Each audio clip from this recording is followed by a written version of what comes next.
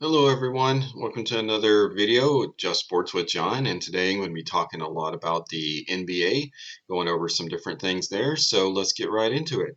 In the NBA, first things first, I want to talk about the Kevin Durant injury and how that's going to impact the Nets, especially with James Harden continuing his stance of being unvaccinated and only playing those games, I believe, at home. So obviously two of their best players won't be available for a lot of their games. So, Kevin Durant was carrying a lot of the load without Harden there in those games. So, I'm sorry, I keep saying Harden, I mean Irving. So that's going to take a lot of put a lot of pressure on Harden, is what I was trying to get to. And, you know, I. I think the Nets have a good team, necessarily without Durant, but I think it is going to have them lose some games and just, especially these close ones against some of the better teams. But it is what it is, obviously the NBA has allowed players to have that right to do like Irvin's doing, and he's going to continue that stance. But they just have to hope Durant gets healthy and that the rest of their team. I mean, they got good enough people on their team; they should be able to pick it up. So they're just going to have to go forward with that. And then I'll talk a little bit about the Warriors. Speaking of injuries, Draymond Green being out another 2 weeks. I mean, Warriors seem to be fine without him. They got Wiseman and different people that can pick up the slack there.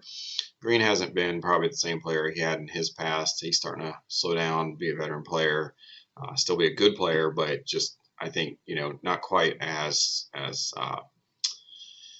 the word I'm looking for, not quite as impactful as what he has been in the past. But he's definitely still top of the line, so they'll miss that. But go ahead and get healthy and be ready for a playoff stretch run.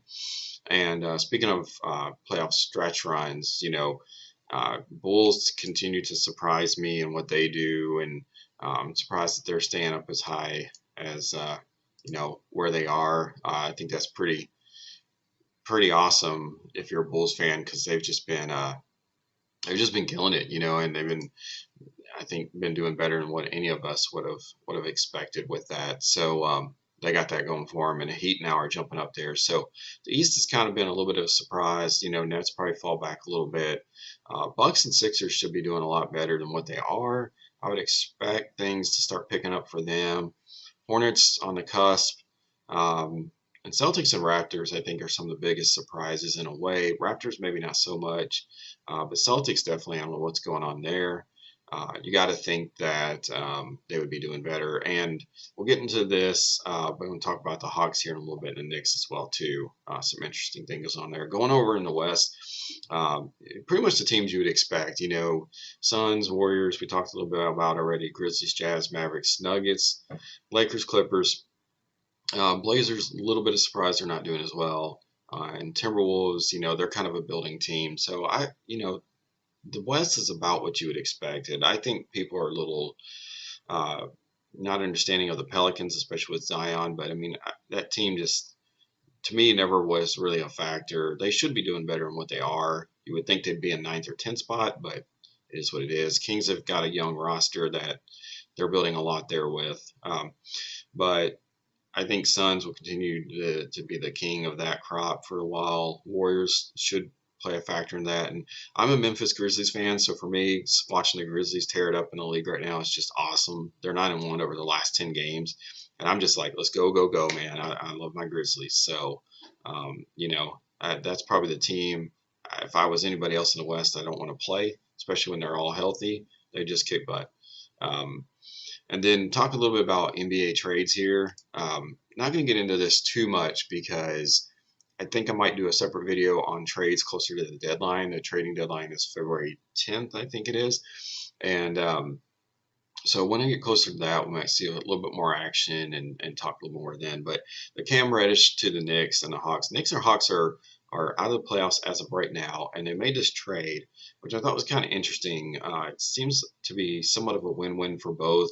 Probably the Knicks got a slight better end of the deal just because they got a first-round pick in that deal as well with Reddish.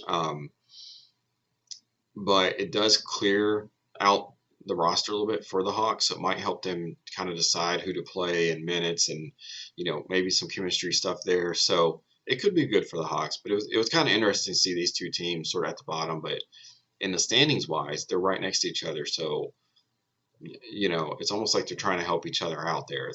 That was kind of interesting. You don't usually see that in the NBA. It might be with another conference or it might be with a team that's lower or higher, but you typically don't see teams get involved with one another like that. So again, I might do another video NBA, you know, maybe focus a little bit more on the trades and a little bit more on some teams and who I think might be the best teams to win the finals. So stay tuned for that. And please leave comments and let me know if there's other NBA topics you want to go over or you'd like me to talk about. I'd be happy to do so. All right. Take care, guys. Don't forget to like and subscribe. Bye.